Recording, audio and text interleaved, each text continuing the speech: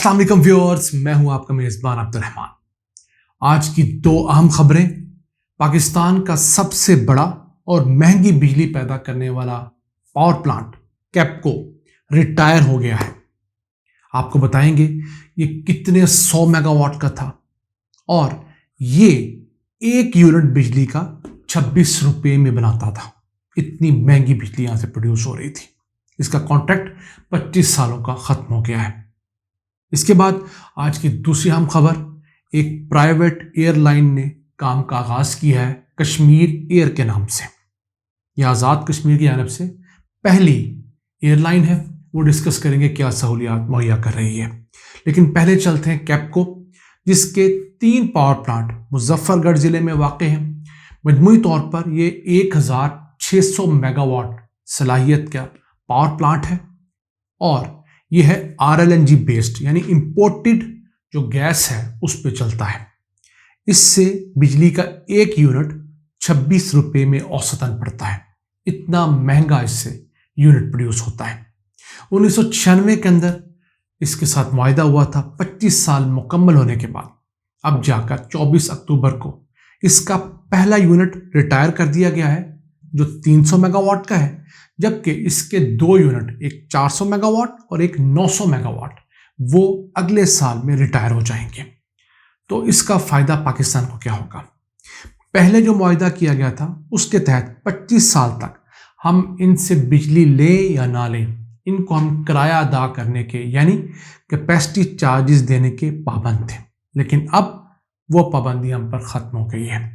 अभी हुकूमत के साथ मुआहदा करने जा रहे हैं, एक्सटेंड करेंगे 5 या 10 साल के लिए, कि कभी हुकूमत को अगर लोड शेडिंग की सूरत में, स्पेशली गर्मियों में अगर बिजली चाहिए तो इनसे बिजली लें। लेकिन मुआहदा रिवाइज होगा, रेट रिवाइज होकर कम होंगे और फिर अब हम सिर्फ उतनी बिजली का बिल अदा करेंगे जितनी हम खरीदेंगे। किसी किस्म का किराया, किसी किस्म की कैपेसिटी चार्जेस आप नहीं देंगे।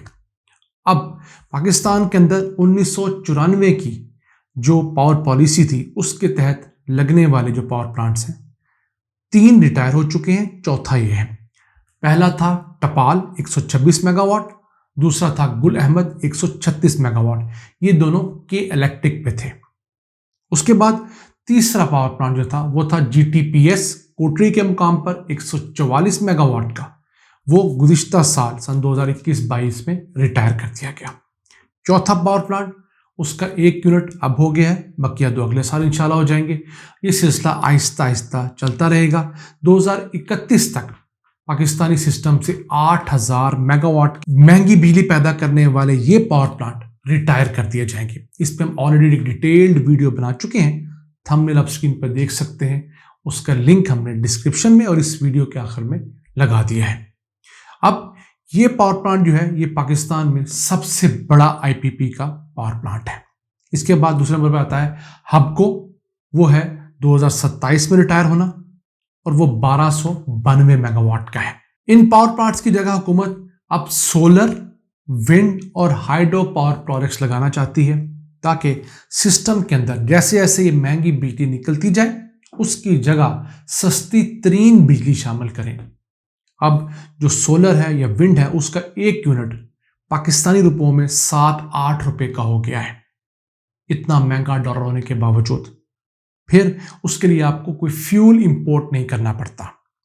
यह उसका एज दूसरा है।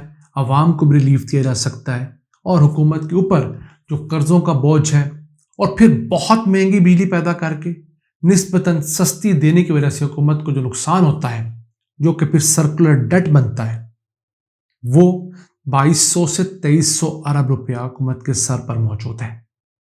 वो भी नहीं एक्यूमुलेट होगा, उसका भी सूद, उसके नुकसानात बिजली के बिल में लगकर नहीं आएंगे। इसके बाद चलते हैं आज़ाद कश्मीर, जहाँ पर अच्छी खबरें आ रही हैं। आज़ाद कश्मीर की पहली प्राइवेट एयरलाइन कश्मीर एयर ने इब्तदाई तौर पर अपने ऑपरेशन शुरू कर दिए हैं। President of Pakistan doctor Arif Alvi ने इब्तदाई तौर पर इनॉग्रेट किया है। इन्होंने शुरू में एक हेली सर्विस का आगाज़ किया है। 3 हेलीकॉप्टर इन्होंने बाई किए हैं, AW139।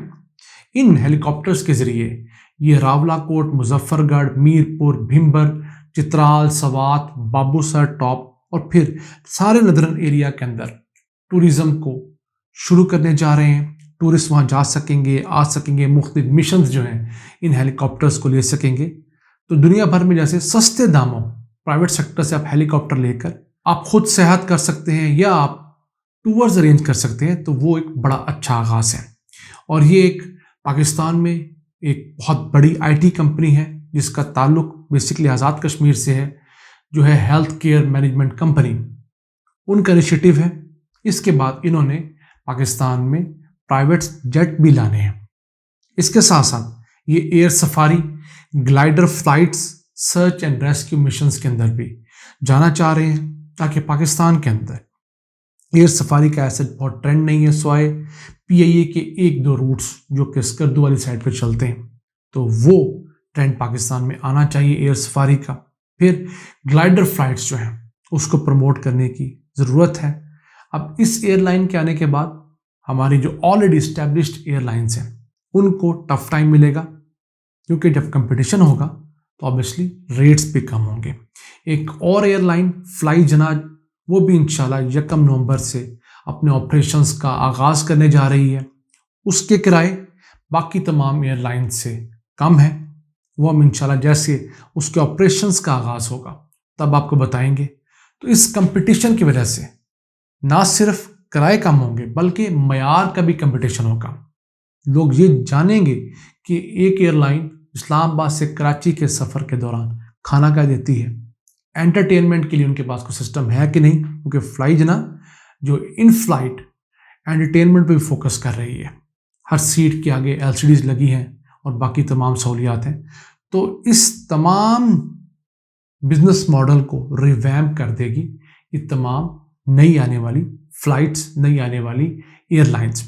عوام کا بھی فائدہ ہے, حکومت کو ٹیکس زیادہ اکٹھا ہوگا, اور پھر جب موبلٹی آسان ہوگی تو اوورسیز سے بھی فورن سے بھی زیادہ ٹورسٹ پاکستان آ سکیں گے. گزشتہ دنوں میں ٹویٹر پہ دیکھ رہا تھا کہ ایک شخص نے اسلام آباد سے اسکردو ٹریول کیا ہے بائی ایئر. تو وہ بتا رہے تھے کہ ان کے جہاز میں 70 سے 80% فارنرز تھے, پاکستانی صرف 20 سے 30% تھے, اور اس پہ حیرانی کا اظہار کر رہے تھے.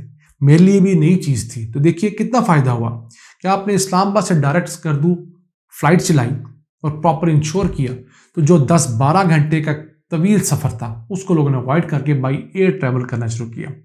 تو اس علاقے میں ٹورزم بڑا, اس علاقے میں زیادہ نوکریاں, زیادہ روزگار کے موقع جنم لیے. اسی طرح جیسے ہم پاکستان کو کھولتے جائیں گے ہم اپرچونیٹیز کھولیں گے. ہم نے ہمیشہ پاکستان کو بند رکھا ہے, چھپا کے رکھا ہے, کبھی دہشت گردی کے نام پہ, کبھی انڈیا سے ڈر کے. تو ہم نے اپنے تمام اثاثوں کو یوز ہی نہیں کیا. اب وقت آ گیا ہے کہ ہم دنیا کو بتائیں کہ یہ خطہ دنیا کا خوبصورت ترین خطہ ہے.